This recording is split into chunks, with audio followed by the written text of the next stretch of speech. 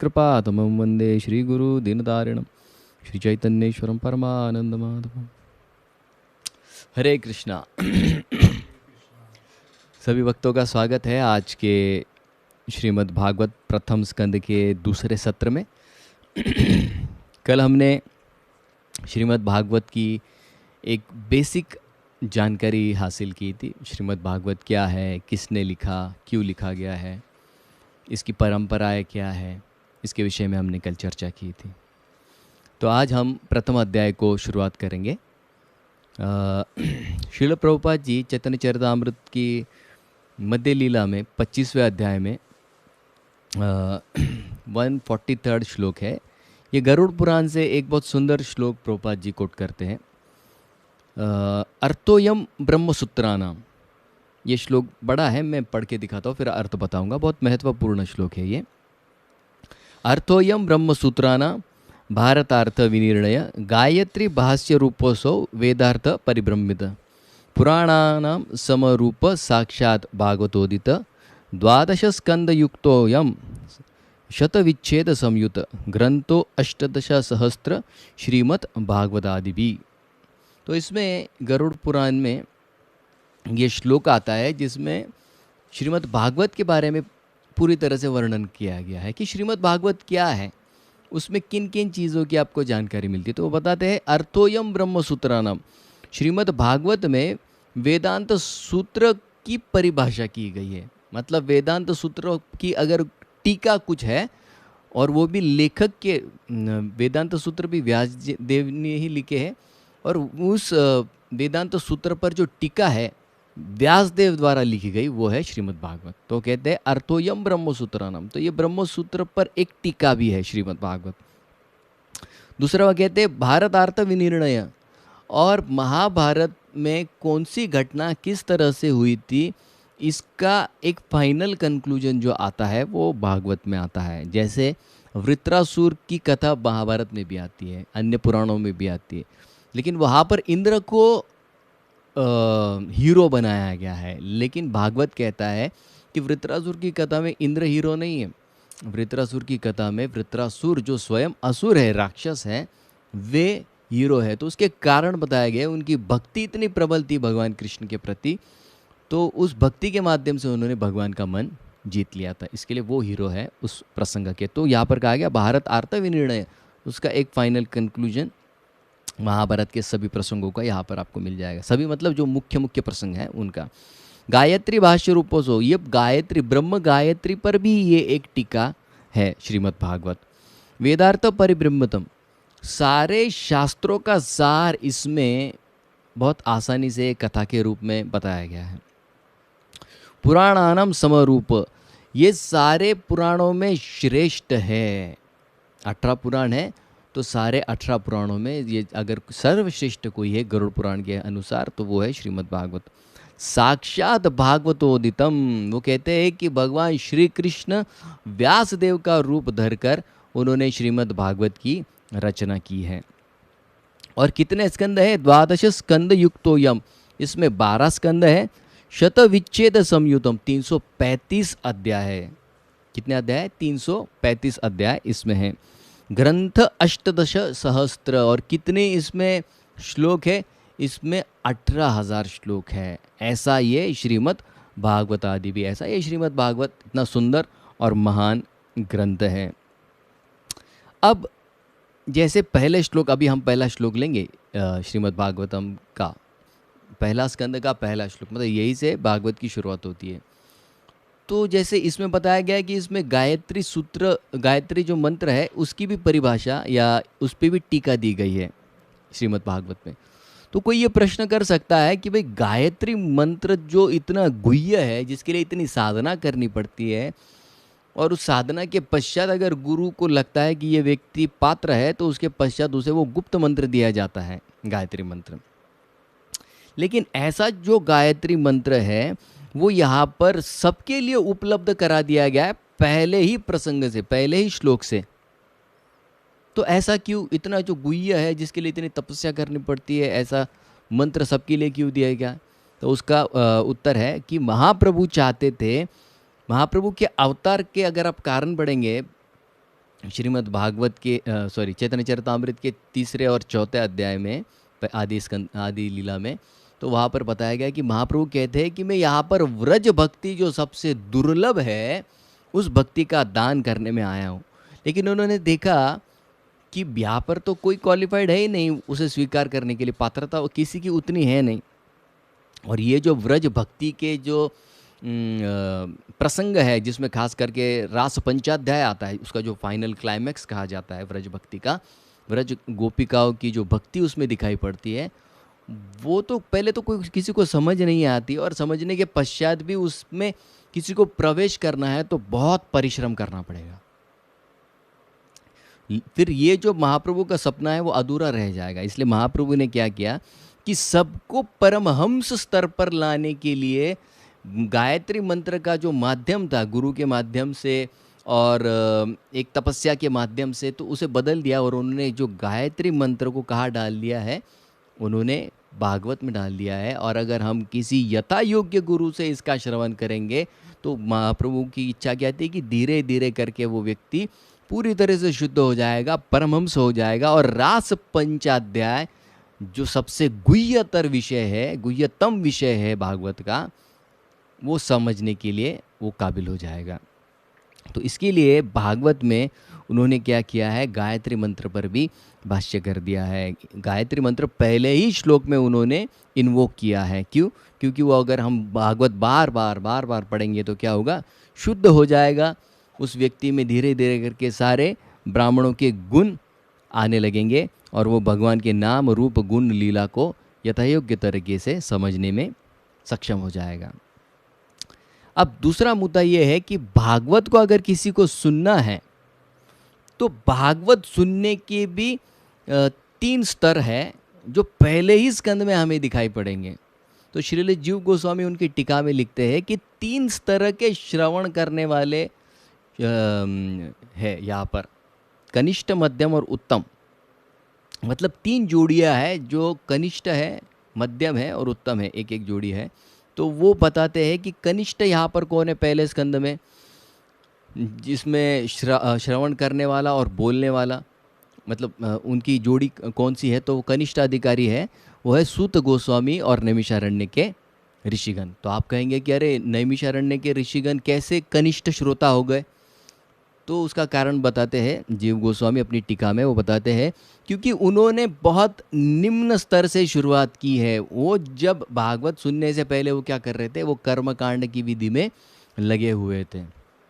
और अगर गीता में अगर आप 6वें अध्याय में पढ़ेंगे तो ये जो लैडर में योगा लैडर है, उसमें कर्मकांड की जो विधि है बहुत निचले लैडर पर पड़ती है। तो वो बहुत नीचे के स्तर से शुरुआत कर रहे हैं, इसलिए उसे कनिष्ठ श्रोतागण कहा गया है। दूसरे मध्यम में आते हैं व्यासदेव और नारद मुनि। तो आप कहेंगे अरे व्यासदेव कैसे मध्यम हो गए और श्रोतागण में? तो कारण बताते हैं कि व्यासदेव का जो बैकग्राउंड रहा भागवत सुनने से पहले, वो अपने आप में असंतुष्ट थे और असंतुष्टि के कारण उन्हें भागवत सुनाया गया। और जब भागवत उन्होंने सुना तो उनकी जो असंतुष्टि है वो दूर हो गई। कारण था सुनने के लिए। पहले इसमें भी नैमिषारण्य के ऋषिगण कर्मकांड कर रहे थे, उनके मुंह काले हो गए, धूम्रात्मा, वो कहते हैं कि इतने हजारों साल का यज्ञ करके मुंह काला हो गया, लेकिन अब तो कुछ प्राप्त नहीं हुआ। तो सूत गोस्वामी का थोड़ा संग करने की वजह से उनमें वो इच्छा जागृत हो गई भगवान कृष्ण को समझने की। और तीसरा आता है उत्तम श्रोता कौन है यहाँ पर, तो सुखदेव गोस्वामी और परीक्षित महाराज। परीक्षित महाराज सबसे उत्तम श्रोता माने गए हैं, उत्तम अधिकारी माने गए सुनने के लिए। क्यों? क्योंकि दोनों में, सुखदेव गोस्वामी और परीक्षित महाराज में वैराग्य प्रचुर मात्रा में था। दोनों में वैराग्य प्रचुर मात्रा में होने के कारण क्या हुआ, उनके सुनने में कोई एजेंडा नहीं था। वो कोई नोट्स लेके लेक्चर की तैयारी करने नहीं आए थे कि अच्छा कल ऐसा लेक्चर देना है, नोट्स बना लूँगा, अच्छे से सुन लूँगा और रिपीट करूँगा। नहीं, हेतु कुछ नहीं था, एजेंडा कुछ नहीं है सुनने में, बस भगवान की लीला श्रवण करनी है, ये एकमात्र उद्देश्य लेकर बोलने वाला भी बोल रहा है और सुनने वाला भी सुन रहा है। और ये क्यों हुआ? क्योंकि भौतिक जगत से पूरी तरह से वैराग्य उन्होंने प्राप्त कर लिया है, परीक्षित महाराज ने भी और सुखदेव गोस्वामी, एजेंडा कोई नहीं। इसलिए परीक्षित महाराज कहते हैं निर्वेद मूलो द्विजशाप रूपो यत्र प्रसक्त भयमा शुद्धत्ते। वो कहते हैं कि मुझे निर्वेद, निर्वेद मतलब वैराग्य कब प्राप्त हुआ? द्विज शाप रूपो, जब उस श्रृंगी नाम के द्विज ने, ब्राह्मण ने मुझे शाप दे दिया, तब मुझे क्या हुआ? इस भौतिक जगत से अपने आप निरासक्ति प्राप्त हो गई। क्यों? क्योंकि वो उस स्थिति को कैसे देख रहे हैं? निर्वेद मूलो द्विज शाप रूपो। वो कहते हैं कि भगवान श्री कृष्ण ने मेरे जीवन में कैसे प्रवेश किया? उस द्विज के शाप के रूप में प्रवेश किया, और उसके कारण मेरे मन में क्या उत्पन्न हुआ? निर्वेद। निर्वेद मतलब वैराग्य की मुझे प्राप्ति हो गई। इसके लिए जब वो कृष्ण कथा सुनने आए तो उन्होंने पूरी तरह से कृष्ण कथा का शरण लिया, क्योंकि उनके मन में अब कोई भय भी नहीं था। वो सुनना चाहते थे तो बस कृष्ण कथा सुनना चाहते थे। इसके लिए ये 3 तरह के श्रोता यहाँ पर बताए गए हैं। जब हम श्रीमद् भागवत को पढ़ने की कोशिश करते हैं या समझने की कोशिश करते हैं, तो सनातन गोस्वामी कृष्ण लीला स्तव में बताते हैं कि किस तरह से हमें श्रीमद् भागवत तक की पढ़ाई शुरू करनी है। तो बताते हैं सर्वशास्त्राब्द पीयूष सर्ववैदिक सत्फल सर्वसिद्धांत रत्नाढ्य सर्वलोकैक दृक्प्रद सर्वभागवत प्राण श्रीमद्भागवतम प्रभो कलिध्वांतोदिदादित्य श्री कृष्ण परिवर्तित। वो कहते हैं कि कलयुग में भगवान, जब भगवान पिछले युग में चले गए तो कलयुग में भगवान ने कौन सा रूप लिया है? श्री कृष्ण परिवर्तित। परिवर्तित मतलब भगवान श्री कृष्ण वापस किसके रूप में आए? वो कहते हैं श्रीमद् भागवतम प्रभो। वो कहते हैं कि भगवान वापस श्रीमद् भागवत के रूप में आए। इसके लिए ये भागवत जो है ये भगवान कृष्ण से अभिन्न है। इसके लिए जब भागवत हम पढ़ते हैं तो उसे क्या कहा गया है? प्रभु। प्रभु मतलब व्यक्ति है। अगर व्यक्ति है ये समझकर हम भागवत पढ़ेंगे तो भागवत हमारे साथ फिर क्या करता है? आदान प्रदान करता है। अगर कोई प्रश्न हमारे मन में रह जाए तो उसका उत्तर तुरंत किसी न किसी तरीके से भागवत के किसी श्लोक से हमें प्राप्त हो जाएगा। तो भागवत को कैसे हमें देखना है? प्रभु एक व्यक्ति की तरह हमें देखना है। और प्रभुपाद बताते हैं कि भागवत अगर हमें पढ़ना है तो कैसे पढ़ना होगा कि एक श्लोक को अलग अलग तरीके से देखने का जो दृष्टिकोण है उसे विकसित करना होगा, क्योंकि हर एक श्लोक में बहुत सी चीज़ें दी गई है। उस प्रसंग को एक सूत्र रूप में ढाल दिया गया है। सूत्र मतलब वो चीज़ जिसमें बहुत सारी जानकारी एक छोटे से सूत्र में उसे बताया गया है। जिससे हम फॉर्मूला है ना a² + b² = c², लेकिन इसको अगर डिराइव करने जाएंगे तो 8-10 पन्ने लग जाते हैं। लेकिन सूत्र क्या हो गया? a² + b² = c²। तो उसी तरह से हर श्लोक अपने आप में एक सूत्र है। पूरी कई पन्नों की जानकारी एक श्लोक में दी गई है। वो प्रसंग के कई सारे पहलुओं को वो एक श्लोक में दिया जाता है। इसलिए प्रभुपाद बताते हैं कि किसी भी श्लोक को हमें अगर पढ़ना है, समझना है, तो उस अलग अलग दृष्टिकोण से देखना हमें सीखना होगा। जैसे चैतन्य चरितामृत में ये श्लोक आता है, कृष्ण तुल्य भागवत विभु सर्व आश्रय प्रति श्लोके प्रति अक्षरे नाना अर्थ का है। वो कहते हैं कि हर एक श्लोक का ही नहीं, प्रति श्लोक के प्रति अक्षरे नाना अर्थ हो। हर एक श्लोक का, हर एक शब्द का एक नहीं, ऐसे अनेक अनेक अर्थ हम निकाल पाएंगे। जैसे गीता के एक श्लोक के 100 अर्थ है ऐसे कहा जाता है। जब आपको 700 श्लोकों के मतलब हर श्लोक का 100 अर्थ पता चल जाएगा, तो ऐसे 700 श्लोकों के आपको × 100 करके इतने सारे अर्थ जब पता चल जाएंगे तब आप इस भौतिक जगत से छूट जाएंगे। ऐसा उसका वर्णन किया गया है। तो एक श्लोक के 100 अर्थ है, तो वैसे भागवत के भी हर श्लोक के, हर शब्द के अनेक अर्थ है। इसलिए हमें भागवत जब समझना है तो अलग अलग दृष्टिकोण से हमें समझना होगा। लेकिन भागवत को किस दृष्टिकोण से देखना होगा? जैसे कल मैंने बताया परिभाषा सूत्र, तो उसी तरह से महाप्रभु बताते एते संबंध शुनो अभिधेय भक्ति भागवते प्रति श्लोके व्यापे आर सृष्टि। तो वो कहते हैं कि भागवत में ये जो अभिधेय सिद्धांत है, जो प्रोसेस है, भक्ति जो प्रोसेस हमें दी गई है, भागवत के हर श्लोक को हमें भक्ति के ही दृष्टिकोण से देखना होगा, अन्यथा हम भागवत को नहीं समझ पाएंगे। देखिए महाप्रभु एकदम क्लियर है सिद्धांत में कि कैसे भागवत समझना है। भागवत को आपको अभिधेय के माध्यम से ही प्रोसेस, हर श्लोक को आपको भक्ति से ही जोड़ना होगा। अगर नहीं जोड़ पाए तो आप भागवत को ठीक से नहीं समझ पाए। इसके लिए विश्वनाथ चक्रवर्ती ठाकुर अपनी टीका में बताते हैं, वो भागवत को 4 चीज़ों से कंपेयर करते हैं। पहला है, वो बताते हैं कि भागवत कैसा है, एक दिए की तरह, अध्यात्म दीपम अतिथितिर्षताम तमो अंधम। वो कहते हैं कि एक दिए की तरह है, लेकिन दिए में प्रॉब्लम क्या होता है, दिए में सामने तो प्रकाश होता है लेकिन नीचे उसके खुद के ही नीचे अंधेरा होता है। वैसा नहीं चाहिए। तो दूसरा कहते हैं कि कैसा है ये भागवत, ये सूर्य की तरह, पुराण अर्क, अर्क मतलब क्या, सूर्य, पुराण अर्क अधुनोदित, भगवान जाने के कुछ समय के पश्चात ही ये भागवत प्रकट हुआ है। तीसरा वो कहते हैं कि ये बहुत स्वादिष्ट फल की तरह, निगम कल्पतरोर और गलितम फलम, गलित मतलब जो बहुत पका हुआ है, रस उसमें भरा हुआ है। जैसे आम जब पक जाता है आप दबाओ तो उसे सॉफ्ट लगता है क्योंकि उसमें वो पूरा रस भरा हुआ है। वैसे ही ये बिना छिलके वाला, बिना गुठली वाला ये भागवत एक आम की तरह है। तो एक फल की तरह, मीठे फल की तरह उसका कंपैरिजन करते हैं। चौथा वो बताते हैं कि भागवत मोहिनी मूर्ति की तरह। अब आप प्रश्न पूछेंगे कि मोहिनी मूर्ति बीच में कहाँ आ गई, मोहिनी मूर्ति तो 8वें स्कंद में है।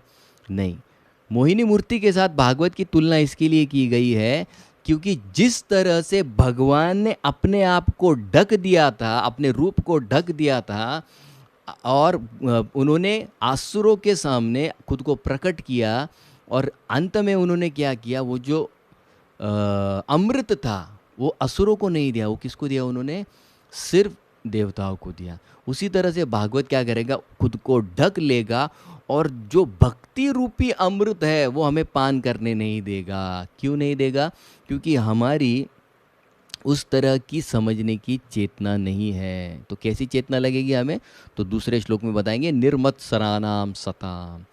ईर्ष्या रहित जब हम भागवत पढ़ेंगे और सुनेंगे तो फिर निश्चित रूप से भगवान भागवत का यथा रूप हमें प्रस्तुतिकरण करेंगे। जैसे यही प्रसंग में देवासुर संग्राम में मोहिनी मूर्ति ने असुरों को क्यों नहीं दिया और देवताओं को क्यों दिया, तो उसके 2 कारण बताते हैं। क्योंकि देवता जो थे वो नित्य रूप से भगवान कृष्ण का स्मरण करते थे, उनके कांटेक्ट में थे। उसी तरह से भागवत एक दिन पढ़ के फिर 2 महीने के बाद ये हाथ लगाना है, अरे यार ये तो 2 ही पन्ने पढ़े मैंने, 2 महीने हो गए। फिर चालू करते पहले पन्ने से 10 पन्ने पढ़ेंगे, फिर 2 महीना भूल जाएंगे, फिर 2 महीने के बाद उठेंगे, अरे तो 10 ही पन्ने हुए। मेरे साथ भी ऐसा होता। चैतन्य चरितमृत मैंने कई बार शुरुआत किया था लेकिन ये समय पूरा हुआ मेरा। होता है, कई बार होता है। क्यों, क्योंकि निरंतर टच नहीं है। और दूसरा क्या विशेषताएं थी देवताओं की, कि वो भगवान की आज्ञा पालन करने के लिए तैयार थे। इसके लिए भागवत को समझना है तो हमें 2 चीज़ें अत्यंत आवश्यक है। एक मतलब हमारा शुद्ध चरित्र होना चाहिए और शुद्ध हमारा एटीट्यूड होना चाहिए उस भागवत को समझने के लिए। तभी भागवत हमें खुद के सामने, हमारे सामने खुद को यथा योग्य रूप से प्रस्तुत करेगा। तो आइए हम पहले श्लोक से शुरुआत करते हैं। बहुत प्रसिद्ध श्लोक है।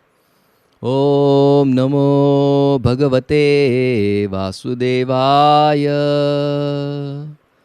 जन्माद्य यस्य यतो अन्वयत इतरतश्चार्तेष्वभिज्ञस्वराट् तेने ब्रह्म हृदयादिकवये मुह्यन्ति यत्सूरय तेजो वारिमृदां यथा विनिमयो यत्र त्रिसर्गो मृषा दाम्ना स्वेन सदा निरस्तकुहकं सत्यं परं धीमहि।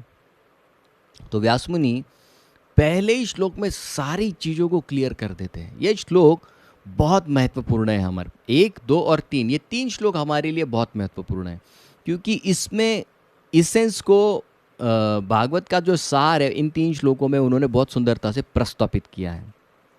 तो आइए पहले श्लोक पे कुछ विवेचन करते हैं। तो जो पहला श्लोक है ये जो हमने पढ़ा, इसमें व्यास मुनि क्या करते हैं, संबंध ज्ञान को प्रस्तापित करते हैं कि भगवान के साथ मेरा संबंध क्या है। दूसरा जो श्लोक है उसमें अभिधेय प्रस्तुत करेंगे और तीसरा जो श्लोक है उसमें प्रयोजन प्रस्तुत करके सारे श्रोताओं को इनवाइट करेंगे कि आइए अभी हम सब मिलकर क्या करते हैं, श्रीमद् भागवत सुनते हैं। तो पहला जो श्लोक है वो संबंध ज्ञान को दर्शाता है और भगवान की व्याख्या देता है। देखिए भागवत इतना क्लियर है, व्याख्या दी गई है। किसको भगवान कहेंगे? किसी ने राख निकाली, किसी ने चमत्कार दिखाया, किसी ने मुझे ठीक कर दिया, ये भगवान की परिभाषा नहीं है। भगवान की भी अपनी परिभाषा है। किसको मैं भगवान को, इसका डेफिनेशन है। गौड़ीय वैष्णव या वैदिक साहित्यों में परिभाषा को बहुत ज़्यादा जोर दिया गया है। इसके लिए प्रभुपाद कहते थे कि भागवत पढ़ने से पहले नेक्टर ऑफ डिवोशन पढ़िए, भक्ति रसामृत सिंधु, क्योंकि भक्ति रसामृत सिंधु ये डेफिनेशंस का ग्रंथ है। आप भक्ति कर रहे हैं हाँ, लेकिन भक्ति की व्याख्या क्या है? कृष्ण की सेवा हाँ, लेकिन कौन सी सेवा को मैं शुद्ध भक्ति कहूँ, उत्तम भक्ति कहूँ? तो उत्तमा भक्ति की अपनी एक परिभाषा है। रूप गोस्वामी दो परिभाषाएं देते हैं वहाँ पर, बताते हैं कि उत्तमा भक्ति क्या है, भक्ति क्या है, उत्तमा भक्ति क्या है। जैसे यहाँ पर मेरे सामने कई सारे भक्त बैठे, युगल श्याम प्रभु बैठे, तो वो अगर मुझे पूछे कि प्रभु जी पानी चाहिए, तो मैं जब पानी लाऊंगा तो कितने गिलास भर के पानी लाऊंगा? मैं उनके सामने 4-5 गिलास पानी लाऊं? मान लीजिए मैंने 4 गिलास पानी लाया, तो 4 गिलास पानी से वो तो कंफ्यूज हो जाएंगे, पानी बोला तो 4 गिलास क्यों लाए? तो फिर वो पूछेंगे प्रभु जी पानी बोला था, आपने 4 गिलास क्यों लाए? तो फिर मैं उनको बताऊंगा कि ये जो पानी है ये सादा है, इसमें बहुत कचरा है। दूसरा है थोड़ा सा अच्छा है इससे। तीसरा है कॉरपोरेशन का है, पता नहीं आगे का। और पांचवा जो है वो आरओ फिल्टर का है। तो जब उन्होंने मुझे पानी पूछा तो मैंने कौन सा पानी देना चाहिए था? स्वाभाविक है, जो शुद्ध है, जिसमें और कोई कचरा नहीं है, वही पानी मैंने उनको देना है।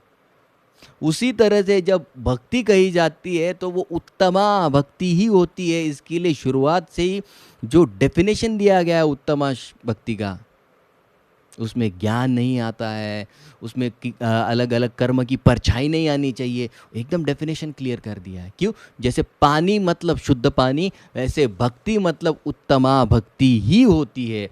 इसके लिए भक्ति रसामृत सिंधु में परिभाषाएं दी गई है, डेफिनेशन दी गए हैं। वो डेफिनेशन अगर हम ठीक से समझ पाए तो ही हम भागवत को ठीक से पढ़ पाएंगे, क्योंकि जब तक भक्ति नहीं समझेंगे तब तक रस का आस्वादन नहीं कर पाएंगे, क्योंकि रस विचार इसमें दिया गया है। भगवान की कोई भी लीला क्या है? जब दामोदर लीला सत्यव्रत मुनि सुनते हैं, हम तो हर साल सुनते हैं। अच्छा, तो फिर वो माता यशोदा, दिवाली का दिन था, घर की सारी औरतों को भेज दिया। माता को लगा कि ये बच्चा बाहर क्यों जाता है और मेरे दूसरों के घर में चोरी क्यों करता है, आज तो मैं खुद माखन बनाऊंगी। तो माता ने माखन बनाना चालू किया, भगवान की तरफ ध्यान नहीं दिया। भगवान, ये लीला हम सुने हैं, एक नहीं कई बार सुने। एक साल सुनने के बाद दूसरे साल उसमें आनंद आता है? नहीं आता है। क्यों नहीं आता है? क्योंकि रस की उत्पत्ति नहीं हुई है। जैसे शराबी शराब जब पीता है, क्यों पीता है? रोज रोज क्यों पीता है? क्योंकि रोज थोड़ी थोड़ी पी पी कर क्या हो गया है, वो ऐसे रसों का आस्वादन करना शुरू कर दिया है कि वो रोज पी सकता है। तीसरे श्लोक में आएगा इसका वर्णन, मुहुरहो रसिका भुवि भावुका। अरे रोज पीना है। वो जैसे रोज थोड़ी थोड़ी पीते पीते एक दिन ऐसा बन गया नंबर 1 का खिलाड़ी। कैसे बना? रोज पिया थोड़ी। उसी तरह से भागवत अगर हम नित्य नियम से सुनेंगे तो निश्चित रूप से हम इस रस का आस्वादन कर पाएंगे। फिर वही लीला में अलग अलग झांकियाँ हमें दिखेगी। जैसे बहुत सुंदर कथा आती है, ये साउथ इंडिया के एक बड़े आचार्य हुए, तो उन्होंने दशम स्कंद पर टिप्पणी लिखी है। उस ग्रंथ का नाम है नारायणीयम। मतलब सारे ही ग्रंथ है, लेकिन दशम स्कंद पर विशेष उनका जोर है। तो उसमें वो बताते हैं कि किसी को भी अगर टीका लिखनी है तो आपको भागवत ही रेफरेंस लेना पड़ता है कृष्ण लीला के लिए। जैसे राम लीला कही तो उसके लिए रेफरेंस एक ही है, वाल्मीकि रामायण, मैच होना चाहिए उसके साथ। तो जब इन्होंने टीका लिखी तो वो यही प्रसंग बता रहे थे कि भगवान ने, माता यशोदा ने उनको उस दिन दूध उतारने के लिए चले गए, तो वो भूखे रह गए। तो भगवान ने गुस्से से क्या किया? मटकी फोड़ दी। तो यहाँ पर भागवत में वर्णन आएगा कि छड़ी से फोड़ा। तो वो लिखते लिखते उन्होंने लिखा कि पत्थर से फोड़ा। तो लिखने के बाद उनको बुरा लग गया, अरे ये तो व्यास जी के विपरीत हो गया। तो उनको बहुत बुरा लगता, तो भगवान को प्रार्थना करते कि मैंने गलती से लिख दिया, मुझे माफ़ कर दी। तो उस रात में भगवान उनके स्वप्न में आते और बताते हैं कि अरे आप चिंता मत कीजिए, जब व्यास मुनि और सुखदेव गोस्वामी जब उस लीला का दर्शन कर रहे थे तो उन्होंने मुझे एक साइड से ही देखा, इसके लिए उनको एक ही चीज़ दिखी, लेकिन मेरे हाथ में एक जगह पत्थर था, एक जगह छड़ी थी। तो आप चिंता मत कीजिए, आपने जो लिखा है वो सही लिखा है। इस तरह से हर लीला का दर्शन हमें कब मिलेगा? जब हम उसमें रस का आस्वाद, उसमें उतरना है हमें, तो वो हमें सीखना है। इसके लिए पहले श्लोक में व्यासदेव ये क्लियर करते हैं, ओम नमो, मैं किसको नमन कर रहा हूँ? भगवते, भगवान। कौन है भगवान? वासुदेवाय। कौन है वासुदेवाय? वसुदेव जी के पुत्र है भगवान वासुदेव। तो उन भगवान कृष्ण को मैं नमन करता हूँ। यहाँ से फिर वो शुरुआत करते हैं। तो प्रभुपाद का तात्पर्य आप अगर पढ़ेंगे तो बहुत बड़ा तात्पर्य, लेकिन उसको संक्षिप्त में हम बताएंगे कि उस तात्पर्य में क्या लिखा है। तो 7 भगवान के गुणों को यहाँ पर वर्णन किया गया है। प्रभुपाद जी अपने तात्पर्य में बड़े एलेबोरेटली हर चीज़ को लिखते हैं। तो भगवान की 7 विशेषताएं यहाँ पर दी गई है। तो सबसे पहली विशेषता क्या है? सबसे पहली विशेषता वो बताते हैं, जन्मादि अस्य यतो। तो कहते हैं कि भगवान श्री कृष्ण इस भौतिक सृष्टि के क्रिएशन, मेंटेनेंस एंड डिस्ट्रक्शन, अस्य यतः, इन्हीं से ये 3 चीज़ें होती है, ये यहाँ पर बताया गया है। जैसे हमको लगता है कि हमारे शरीर का नियंत्रण हम करते हैं, नहीं। कितने लोगों को याद है कि आपके दूध के दांत कब गिरे? याद है? दूध के दांत थे सबको? हैं? होंगे ना? होना ही चाहिए, नेचुरल है वो, आना ही चाहिए। कब गिरे आपके दूध के दांत? याद है किसी को? नहीं याद है, लेकिन गिर गए तभी ये मजबूत वाले आए। नियंत्रण में था? नहीं। वो नए दांत आप हमने उत्पन्न किए? नहीं। पुराने दांतों को हमने डिस्ट्रॉय किया? नहीं। ये परमात्मा करते हैं, भगवान जो हमारे हृदय में यहाँ पर बैठे हैं। तो इन तीनों चीज़ों की उत्पत्ति किसी चीज़ की करनी है, वो भगवान ही कराते हैं। उसको तोड़ना है तो वो भगवान ही कराते हैं। उसको मेंटेन करना है तो वो भगवान ही कराते हैं। उसी तरह से भगवान इस सृष्टि को निर्माण भी करते हैं, बनाए भी रखते हैं और तोड़ते भी है। तो यहाँ पर वो बताते हैं, जन्म आदि यस्य, तो मतलब भगवान इस सृष्टि के निर्माता भी है, भगवान इस सृष्टि के रक्षक भी है, और भगवान ही इस सृष्टि का नाश कराते हैं। दूसरे वो बताते हैं, दूसरा शब्द अन्वयात इतरतश्च। तो वो बताते हैं कि भौतिक दृष्टिकोण से भी देखा जाए तो भगवान ही कारण है, और कारण के माध्यम से देखा जाए तो भी भगवान ही कारण बनते हैं इस सृष्टि के निर्माण के लिए। अर्थेषु अभिज्ञ, और इस सारी चीज़ों से क्या समझना है? तो हमको यही समझना है कि इन सारी चीज़ों को अभिज्ञ, अर्थेषु मतलब क्या, कि अर्थ क्या है इन सारी चीज़ों को क्या निकालना है? कि भगवान श्री कृष्ण ही सारे सृष्टि के निर्माता, रचयिता, संहारक और पालन पोषण करता है। इस निष्कर्ष पे हमें आना है। और वो यहाँ पर दूसरा पॉइंट प्रभुपाद जी बताते हैं कि भगवान कृष्ण डायरेक्ट और इनडायरेक्ट हर चीज से वाकिफ होते हैं। मतलब आपको लग रहा होगा कि कलयुग में क्या चल रहा है, क्या ये भगवान को पता है? इतने मुसलमान लोग यहाँ पर अटैक करते हैं, ये करते हैं, वो करते हैं, ऐसे ऐसे बड़े राज्यकर्ता यहाँ पर बैठे हैं जो सबको लूट रहे हैं, ये कर रहे हैं, वो पता है भगवान को? सब पता है। वो कहते अन्वयत इतरतस अर्थेषु अभिज्ञ, सब कुछ भगवान को पता है। कब क्या करना है, किस समय पर क्या कब आना है, किसको भेजना है, किसको शक्ति का आवेश कराना है, इन सारी चीज़ों के बारे में भगवान ज्ञान रखते हैं। जैसे विराट रूप में इस सारी सृष्टि को भगवान का शरीर माना गया है। जैसे मान लीजिए हमारा शरीर है, अगर पीठ पे खुजली होती है तो क्या हमको पता चलता है? चलता है? हाँ बिल्कुल चलता है। पैर में अगर खुजली होती है तो पता चलता है? बिल्कुल चलता है। अगर नीचे तलवों पर अगर खुजली होती है तो वो भी पता चलती है, लेकिन तलवा तो दिखता ही नहीं है। सर के पीछे अगर खुजली हो तो वो दिखती नहीं, लेकिन पता चलता है, बिल्कुल पता चलता है। उसी तरह से जैसे हमें हमारे शरीर के बारे में कहाँ पर क्या हो रहा है ये सारी चीज़ों का ज्ञान होता है, वैसे ही भगवान की ये सारी सृष्टि भगवान का शरीर है, तो इस सृष्टि में क्या चल रहा है भगवान को नहीं पता चलेगा? बिल्कुल पता चलेगा। तो वो यही बता रहे हैं कि भगवान हर छोटी से छोटी चीज़ को जानते हैं।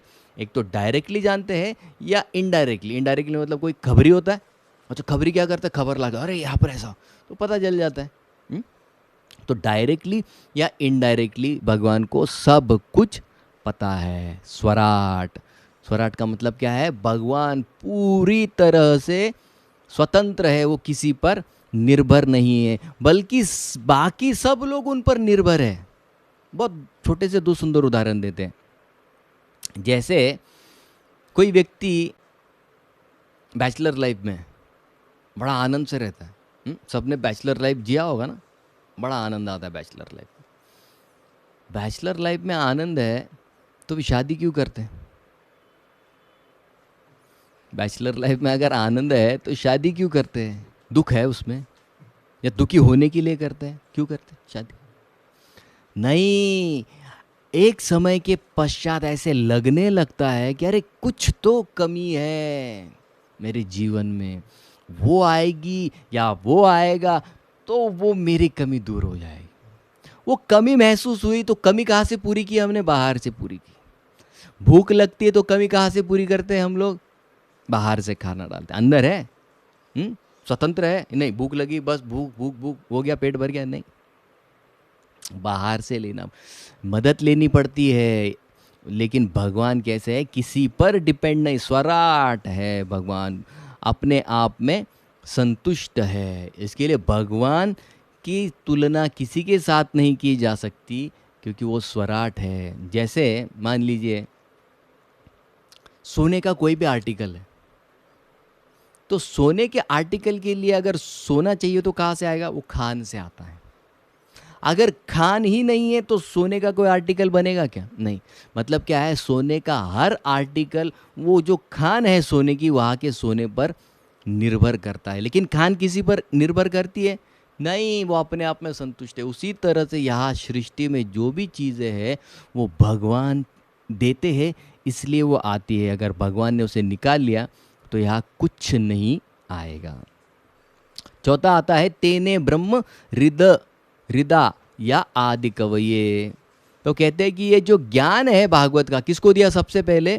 तो कहते हैं आदि कवि। ब्रह्म मतलब क्या यहाँ पर? श्रीमद् भागवत को यहाँ पर ब्रह्म कहा गया, जिस भगवान कृष्ण के बारे में जानकारी दी। तो किसको दिया सबसे पहले? आदि कवि। कैसे दिया? हृदया, उनके हृदय में उन्होंने ये ज्ञान प्रकट किया। तो कोई पूछ सकता है कि अरे ब्रह्मा जी जैसा इतना बड़ा व्यक्ति, उनको क्या प्रेरणा देने की ज़रूरत थी? जैसे आगे आएगा, ब्रह्मा जी को प्रेरणा देनी पड़ी, तप तप तप तप करो, तप करो, तो तपस्या करते। उसके पश्चात भगवान को आना पड़ता है। फिर भगवान को जब देखते हैं सामने सामने तो उनको हाँ अच्छा लगता है। फिर भगवान कहते हैं कि ठीक है अभी काम शुरू कीजिए। तो कोई प्रश्न पूछ सकता है कि ब्रह्मा जी को प्रेरणा देने की क्या ज़रूरत थी?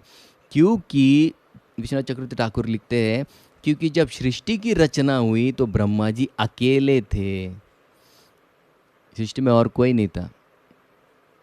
इसके लिए उनको प्रेरणा की ज़रूरत है। देखिए भागवत के पहले श्लोक में जैसे अर्जुन भी हतोत्साही हो जाते हैं तो उनको प्रेरणा देनी पड़ती है। भगवान प्रेरणा देते हैं, अरे तू चिंता मत कर, मैं हूँ, ये कर्म योग है, ये ध्यान योग है, ये अष्टांग योग है, भक्ति योग है, इस तरह से करेगा तो पाप भी नहीं लगेगा, सारी परंपराएं भी बनी रहेगी। भगवान को इंस्पायर करना पड़ता है। तो ब्रह्मा जी को भी इंस्पायर करना पड़ता है। इतनी ज़रूरत है भौतिक जगत में इंस्पिरेशन की। इंस्पिरेशन की ज़रूरत नहीं होती तो मोटिवेशनल वीडियो बिकते क्या? नहीं बिकते। क्यों बिकते? क्योंकि मोटिवेशन लगता है। तो ब्रह्मा जी को भी मोटिवेशन लगा तो भगवान को आना पड़ा मोटिवेशन देने के लिए। ब्रह्मा जी को मोटिवेट करते क्योंकि वो अकेले थे।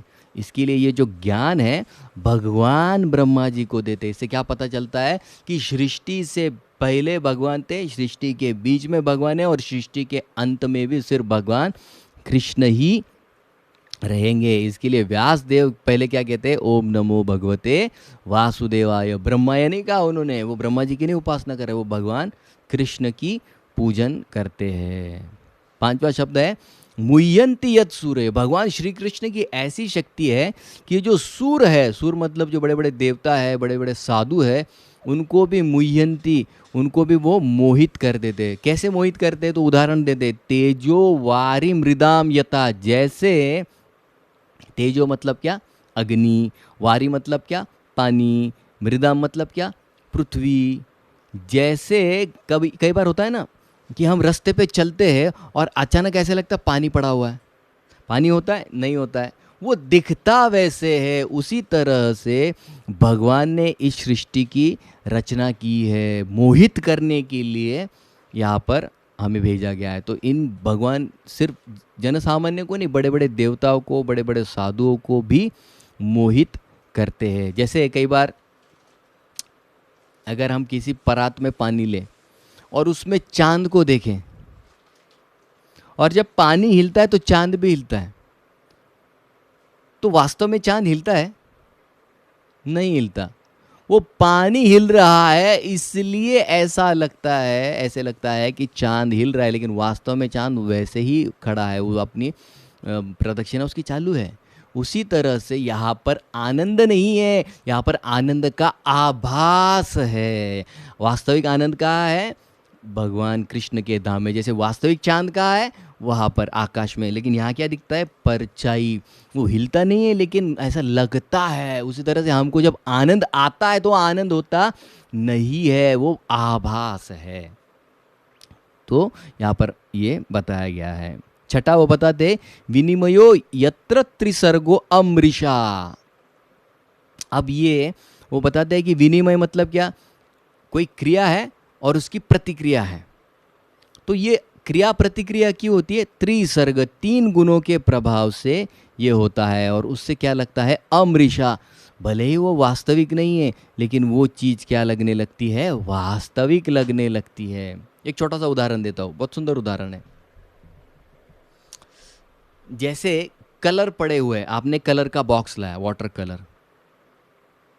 आपने वाटर कलर का बॉक्स सामने रख दिया, उसमें कलर पड़े हुए हैं, तो आपको कुछ भावनाएं उत्पन्न होगी उसमें? नहीं होगी। भावनाएं कब उत्पन्न होगी? जब उन कलर को अलग अलग तरीके से मिक्स किया जाएगा और उस पर एक कैनवास पर एक सुंदर व्यक्ति का चित्र जब उस पे बनाया जाएगा, उसमें कई सारे हाव भाव होंगे, तब अगर हम उस चित्र को देखेंगे तो क्या लगेगा? कितना सुंदर है या कितनी सुंदर है। लेकिन वास्तविक देखा जाए तो क्या है? तीन मुख्य कलर हैं, उनसे बाकी सारे कलर बनते हैं और उन कलर का कॉम्बिनेशन करके एक चित्र बनाया गया है।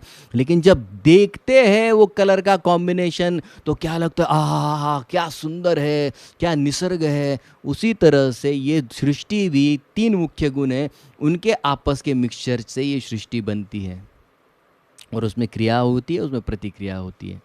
तो यही यहाँ पर बताया गया है कि तीन गुणों के माध्यम से भगवान इस सृष्टि को चलाते हैं। कैसे चलाते हैं? अपनी शक्ति, तीन गुणों के माध्यम से चलाते हैं। कोई पूछ सकता है ऐसे कैसे चलाते हैं? भगवान वहाँ बैठे और यहाँ पर सृष्टि कैसे चलती है? कुछ भी आप बात करते हैं। अब मान लीजिए आम का सीज़न है, हाफूस वाले आम, बहुत मीठे वाले आम, खुशबू भी ऐसी आती है। आज ही खाया है दोपहर में। तो अगर मान लो कोई बहुत अमीर आदमी है और कोंकण से कई सारी पेटियां आई है, ट्रक भर के आम आए हैं, और जब ट्रक से आम उतारे जाते हैं तो वो जो भी मालिक है वो मान लो मोबाइल पे खेल रहा है, और वो नौकर सामने आके खड़ा हो जाता है, तो वो देखता है कि कोई आया है, तो वो नौकर की तरफ देखता है, और नौकर की तरफ देखने के पश्चात वो नौकर को देख के समझ आता है कि कुछ आया है, तो वो देखता है वहाँ पर आम पड़े हुए, तो वो नौकर को सिर्फ इशारे से क्या कहता है,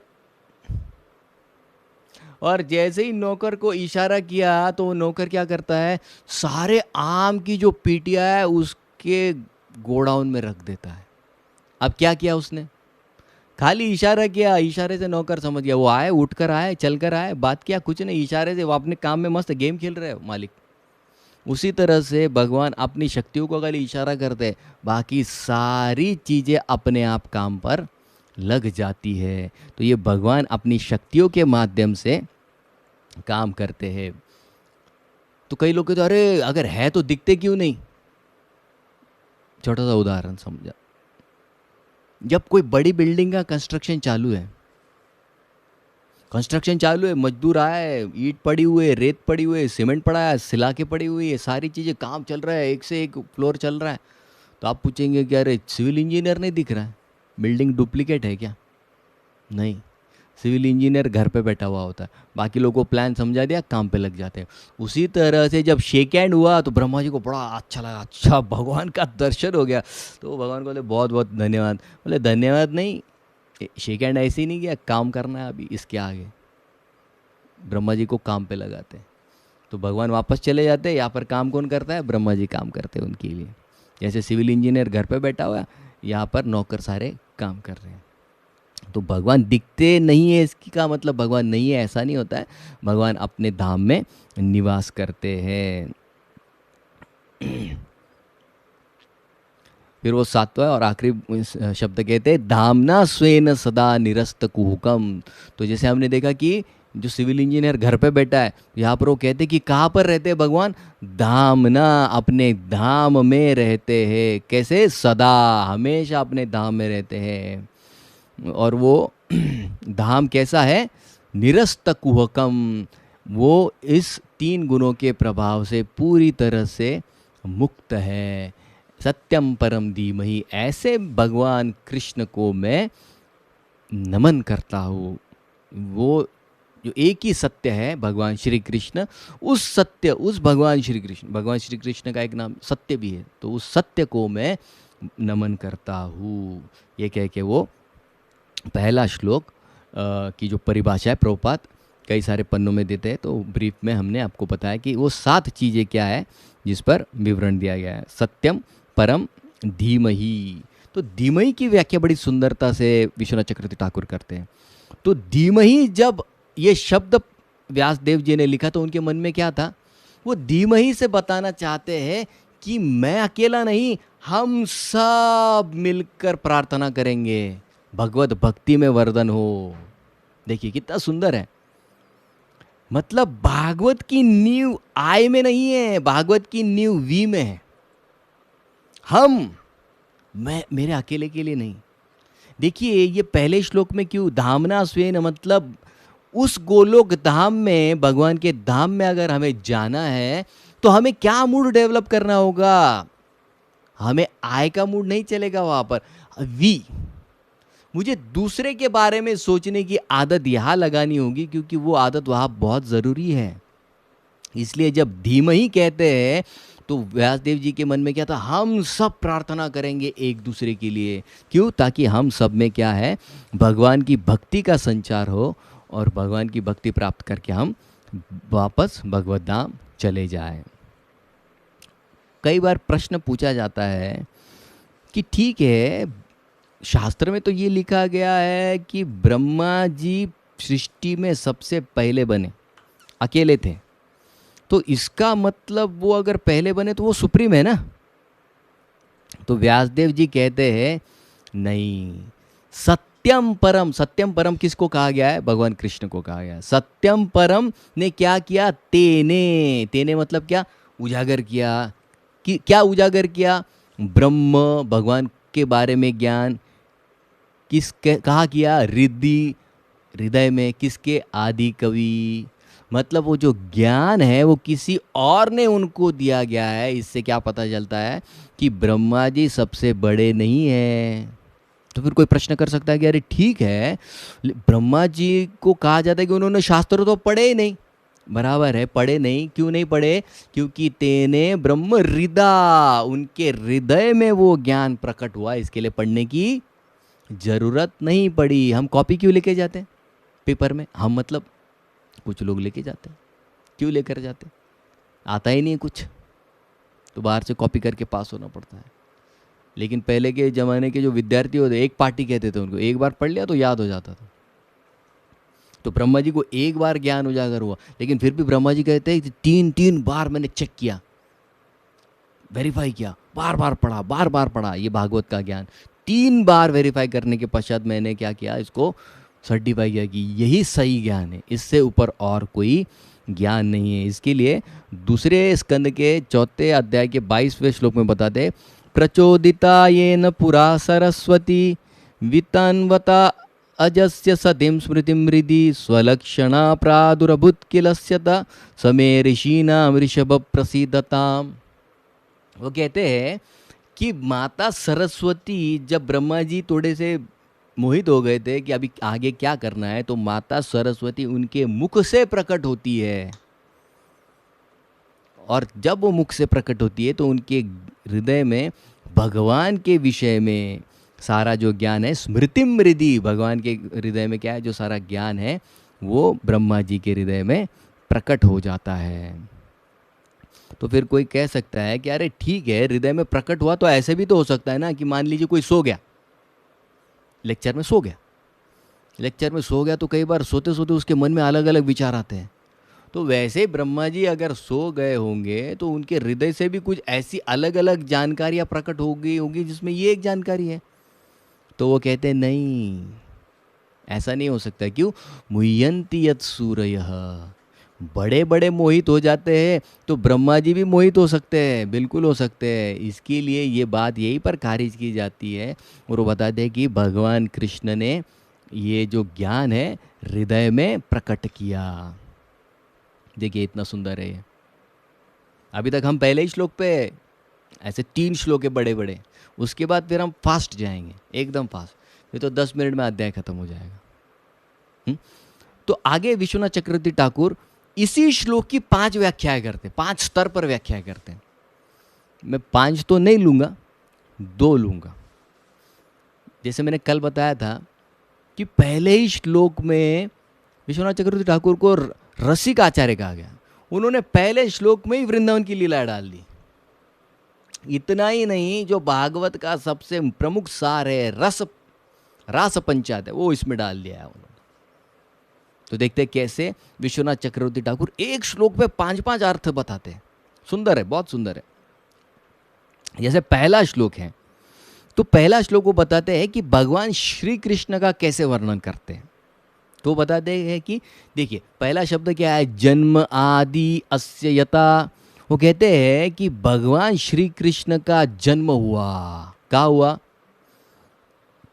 वसुदेव जी जब कारागृह में थे तो वहाँ पर हुआ, बराबर है। तो जन्म आदि यस्य यथा, तो जन्म के बाद वो कहाँ चले गए? तो बताते हैं अन्वयद इतरत, अरे दूसरे के घर पे चले गए। इतर जैसे कहते हैं ना, अरे इतर से कुछ ले, यहाँ से वहाँ से ले क्या, तो कहते इतरत, दूसरे के घर पे चले गए। अरे कहाँ चले गए? नंद महाराज के घर चले गए। अन्वयद इतरतः, दूसरे के घर चले गए। अच्छा, तो दूसरे के घर पे क्यों चले गए? अर्थेशु, अच्छा क्या प्राप्त करना चाहते थे जाने से वहाँ पर?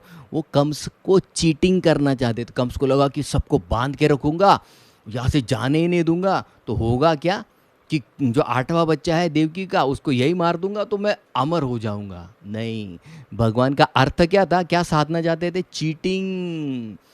छलयताम अस्मि, भगवान कहते कि अगर मेरे साथ छल करोगे तो मैं छल करने वालों में सबसे बड़ा बाप हूँ। तो भगवान क्या करते? अर्थेशु, चीट किया। किसको? कंस को। अभिज्ञ, भगवान कैसे है? सारी चीज़ों को जानते हैं। तो कोई पूछ सकता है कि व्रज क्यों गए? क्योंकि भगवान जानते थे कि व्रज ही वो जगह है जहाँ पर मेरे सारे निकटवर्ती पार्षद आए हैं। और सबसे निकटवर्ती पार्षद कौन है? श्रीमती राधा रानी। तो किसका चिंतन हो रहा है? अरे जाऊंगा व्रज में, किसको मिलूंगा? राधा रानी। हीरो हमेशा किसके बारे में सोचता है? हीरोइन के बारे में सोचता है। हमारा हीरो कौन है? भगवान कृष्ण। हीरोइन कौन है? राधा रानी। पहले श्लोक में। अभी तो पूरा भी नहीं हुआ, वृंदावन पहुंचे हैं। अच्छा, तो फिर वो पूछते कि आगे जाके उन्होंने वृंदावन में जाके क्या क्या चीज़ों का खुलासा किया? तेने मतलब रिवील क्या क्या किया उन्होंने वहाँ पर?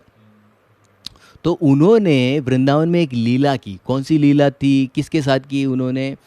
तो बताते हैं आदि कवि ब्रह्मा जी के साथ एक लीला की। क्या किया? मुह्यंती, उनको बेविल्डर कर दिया था ना, हाँ, ब्रह्मा जी को भीड़। और फिर उन्होंने क्या, हृदय, हृदय मतलब उनके हृदय में अंत में क्या प्रकट किया? ब्रह्म। अरे ये जो छोटे छोटे बछड़े तुमने चुराए थे और छोटे गायों के बच्चे और मेरे दोस्तों को जो चुराया था, भगवान क्या किए थे? उन्होंने खुद को विस्तारित किया था। तो उन्होंने क्या बताया? ब्रह्म। ये सारे बछड़े और सारे दोस्त कौन है? ब्रह्म, मुझसे अलग नहीं है। कर दिया कि नहीं, मुयंती। हाँ, तो फिर वो आगे पूछते कि खाली ब्रह्मा जी को ही मुय्यंती? बोले नहीं नहीं नहीं, नारद मुनि को भी मुय्यंती।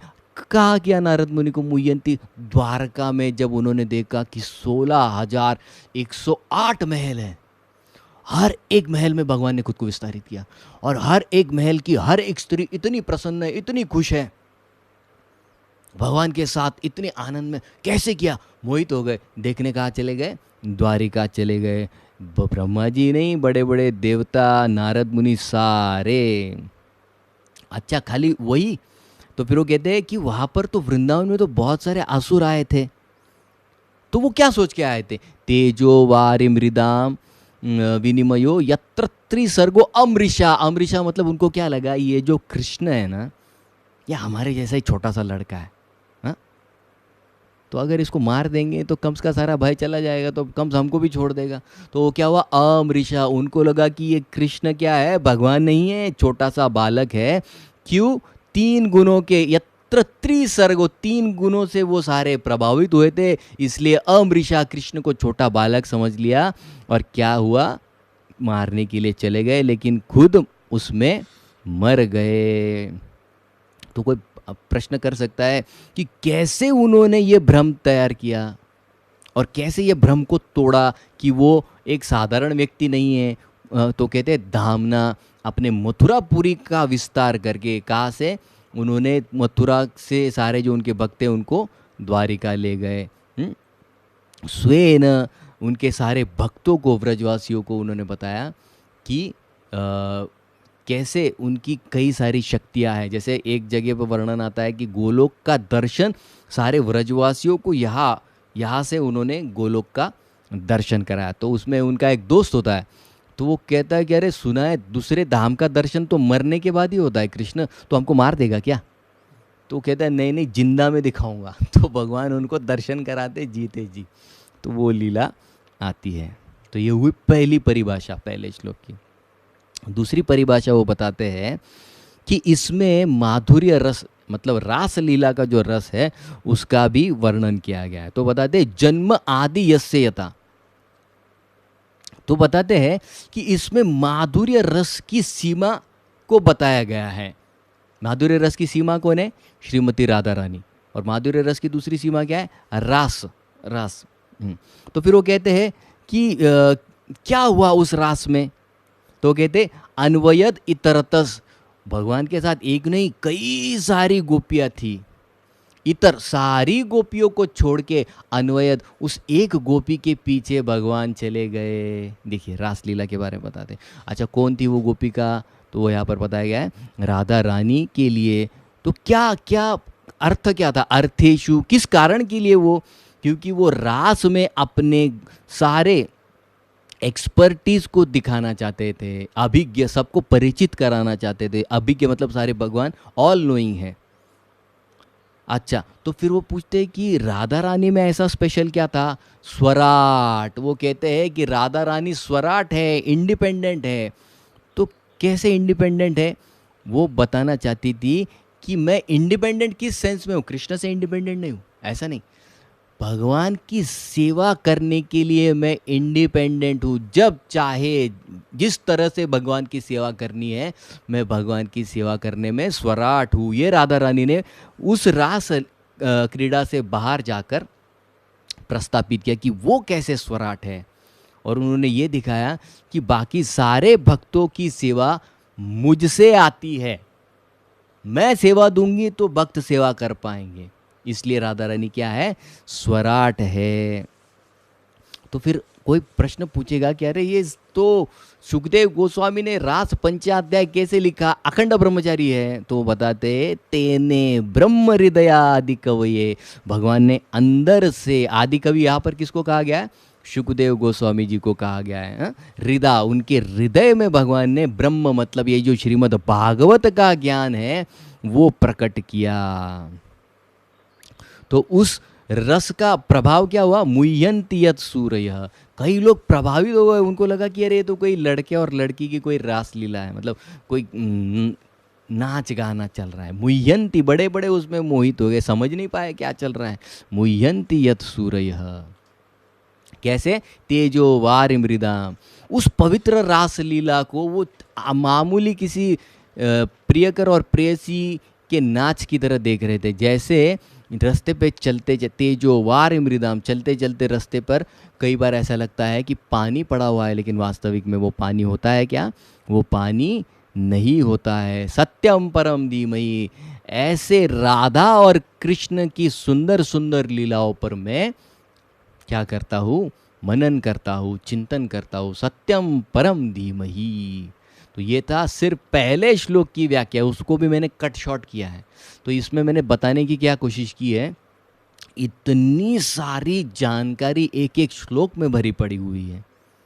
तो कल हम दूसरे श्लोक से शुरुआत करेंगे और पहला जो अध्याय है उसको हम अंत करेंगे। हरे कृष्णा कृष्णा कृष्णा हरे हरे, हरे राम राम राम हरे हरे। ग्रंथराज श्रीमद् भागवतम की जय। शिल प्रभुपाद की जय।